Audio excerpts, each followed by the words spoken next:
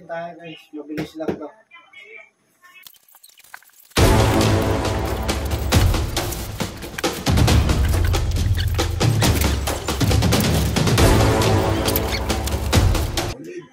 Ito mo.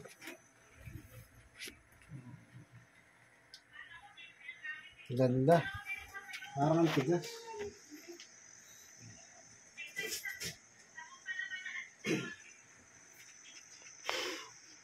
Ito yung base niya guys. Limited edition din siya. Pang number 32 siya. Pang 32 pala to. So 1,000 pieces worldwide. Yan. I-set up muna natin.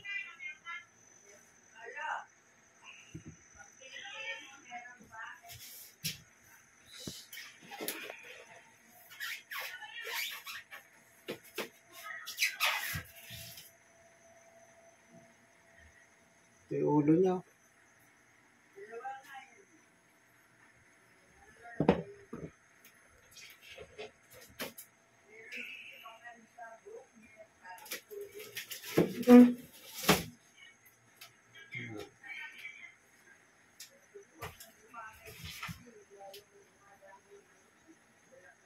Ay.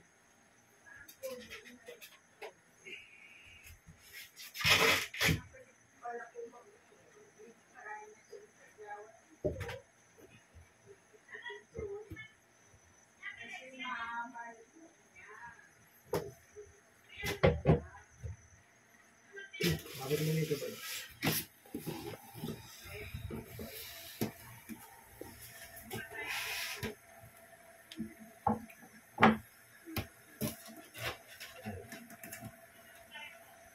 So guys, ito nga pala si Rhino ng Sideshow Collectibles comic version. Ito yung sa Amazing Spider-Man, yung kalaban ni Spider-Man. Doon siya, alam ko doon siya unang lumabas eh.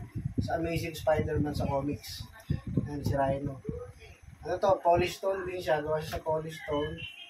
Dahil nung iba natin mga statue. Yan. Ito siya sa PC natin, sa monitor. Si Rhino. Solid, ang ganda ng detail. Lapit mo yung ano. Tignan mo yung mukha. Focus mo. Ang ganda ng ano. Natanggalin. Ito. Mata niya, yung tenga. Tsaka yung horn. Ganda. Tsaka para siyang magnet pag kinakabit. Yun, oh. May dikit. Ganda. Bagay na bagay sa mga collection natin. Mga bulky din. Gawa rin ito ng sideshow guys. Ngayon, nahanapan natin ito ng paglalagyan. Hindi ko pa alam kung saan lalagay ito eh. Yun lang guys. Sideshow. Rhino Comic Kit. Tawag sa kanya Comic Kit. Meron tayong yung mga hook natin dati ng sideshow. Makit. Itong Red Hook, Comic Kit. Ito, Comic Kit din to. Comic version din siya. Kagaya nung Red Hook.